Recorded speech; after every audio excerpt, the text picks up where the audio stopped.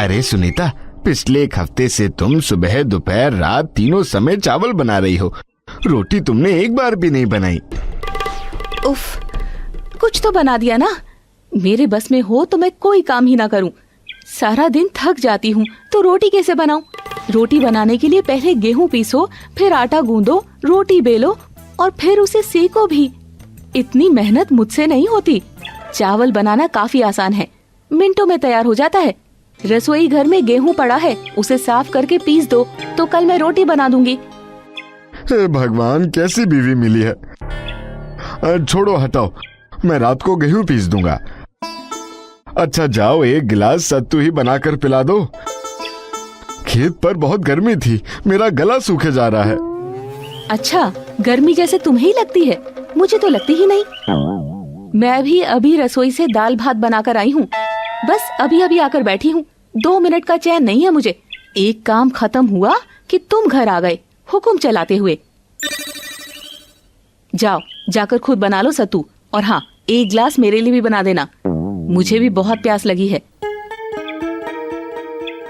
हे देवी माँ, ये कैसी आलसी बीवी मेरे पल्ले पड़ गई है। जब भी कोई काम कहो उल्टा मेरे ऊपर ही डाल देती है। मैं तो इससे परेशान हो गया हूँ। मुझे सब सुनाई दे रहा है। तुम जो देवी माँ से मेरी शिकायत कर रहे हो। अब रात का भोजन भी तुम ही तैयार करोगे, मैं हाथ तक नहीं लगाऊंगी। सारा दिन काम करते करते मेरे पाँव में दर्द हो रहे हैं। और हाँ, थोड़ी धनिये की चटनी भी बना लेना। और धनिया टोकरी में रखा हुआ है। धौलपुर गांव में एक आलसी औरत सुनीता अपने पति किशन के साथ रहती थी। सुनीता दिन भर आलस तो करती थी, मगर नियम से सुबह उठकर अपनी देवी को प्रसाद चढ़ाना कभी नहीं भूलती थी।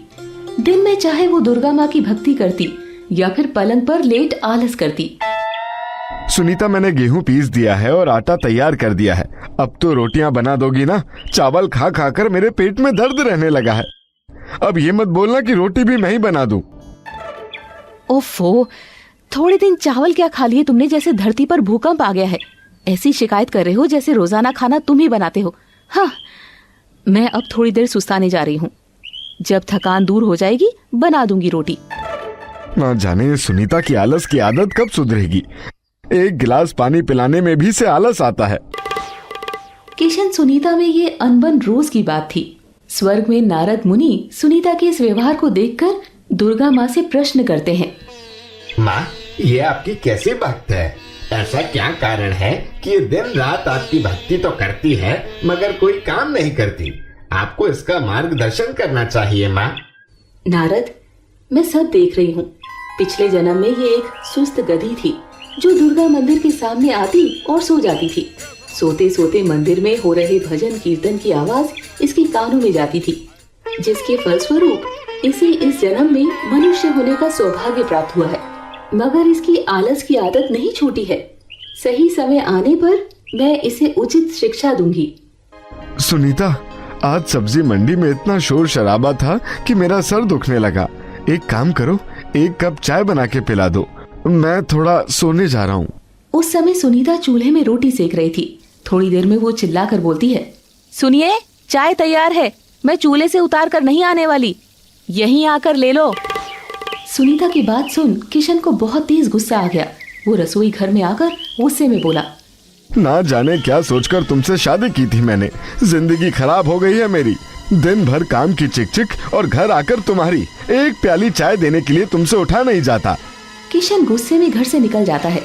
पति के कड़वे शब्द सुनकर सुनीता को बहुत बुरा लगता है। वो दौड़कर घर के मंदिर में जाती है और देवी माँ से हाथ जोड़कर विनती करती है, माँ, दिन भर की भागा दौड़ी से मेरे पाँव दुखते हैं और इनकी ये खिटपिट मुझसे एकदम बर्दाश्त नहीं होती है।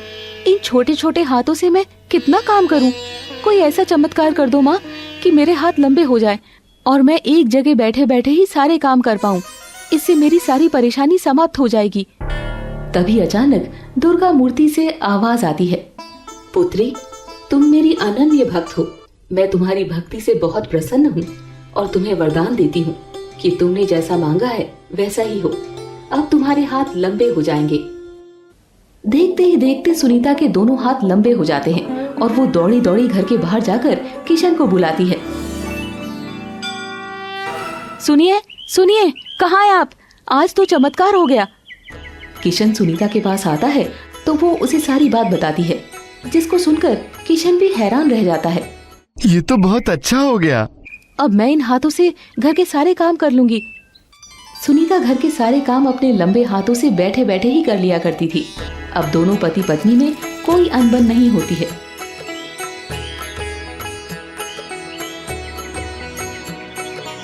गांव के सब लोगों को पता था कि सुनीता के हाथ लंबे हो गए हैं, इसीलिए वो सब उसे लंबे हाथों वाली बहू बुलाते थे। क्या हुआ है सुनीता, ये दाई माँ क्यों आई थी? आज देवी माँ ने हमें सबसे कीमती तोहफा दिया है, आप पिता बनने वाले हैं। आज मैं बहुत खुश हूँ सुनीता। अब से तुम अपना ख्याल रखना, ज्यादा काम मत करना, सिर्फ आराम करना। आप बिल्कुल फिक्र मत करिए, मेरे लंबे हाथ किस दिन काम आएंगे। इनकी सहायता से मैं तो बैठे बैठे सारे काम कर लिया करूंगी। फिर सुनीता अपने लंबे हाथों के इस्तेमाल से सारा काम आराम से कर लेती थी। धीरे धीरे दिन बीतने लगे और 9 माह बाद सुनीता ने एक सुंदर बेटी को जन्म दिया। सुनीता, हमारे घर स्वयं देवी का स्वरूप आई है। ये तो बिल्कुल तुम्हारे ऊपर गई है। आप सच कह रहे हैं, इसकी आंखें मेरे ऊपर ही होंगी। लाओ, इसे मेरी गोदी में दे दो। ये लो पकड़ो। ये तो मुझसे बहुत दूर है, मैं इसे अपने कलेजे से कैसे लगाऊंगी? ये तो मेरी गोद में भी नहीं आ पाएगी। अपनी इस हालत को देखकर सुनीता फूट फूट कर रोने लगी। वो अपनी बेटी को गले से तो दूर अपने गोद में भी नहीं ले पा रही थी। अब मैं क्या करूं देवी माँ, इन लंबे हाथों के कारण मैं अपनी बच्ची से दूर हूँ। मुझे ये लंबे हाथ नहीं चाहिए। सुनीता फूट फूट कर रोने लगती है। वो दोनों हाथ जोड़कर देवी को याद करती है। अगर मेरी भक्ति में सच्चाई है माँ, तो आप मुझे अपने दर्शन अवश्य दोगी। कि तभी चारों तरफ तेज प्रकाश फैलता है और देवी माँ का स्वरूप उन्हें दिखाई देता है। माँ, मुझे विश्वास था कि तुम मुझे अपने दर्शन जरूर दोगी। माँ, मुझे ये लंबे हाथ और नहीं चाहिए। मेरे बच्चों को मैं अपनी गोद में नहीं खिला सकती, अपने कलेजे से नहीं लगा सकती। मैं लंबे हाथों का क्या करूँगी? आप कृपया करके मेरे हाथ पहले जैसे कर दो, ताकि मैं अपने बच्चे को माँ की गोद दे सकूं। मुझे अपना सबक मिल गया है। भगवान ने हर जीव को एक समान बनाया है पुत्री, जिसमें हमें खुश रहना चाहिए। तुमने बिना सोचे समझे लंबे हाथ मांग लिए। तुम मेरी अनन्य भक्त हो, इसीलिए मैं तुम्हारी ये आखिरी मनोकामना पूर्ण करती हूँ। तुम्हारे हाथ पहले की तरह ही हो जाएंगे। तुम्हारी बेटी बहुत ही सुंदर और सुशील होगी। ये तुम्हारे घर में सुख समृद्धि लेकर आएगी। सुनीता को आशीर्वाद देकर दुर्गा माँ वहाँ से अंतर्ध्यान हो जाती है। सुनीता के हाथ भी पहले की तरह हो जाते हैं। उसे अपना सबक मिल चुका था। वो अब फुर्ती से घर के सारे काम करती थी।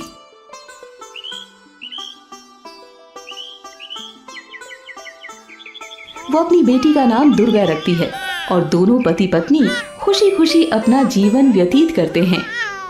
दोस्तों, आपको ये कहानी कैसी लगी? कमेंट करके जरूर बताएं।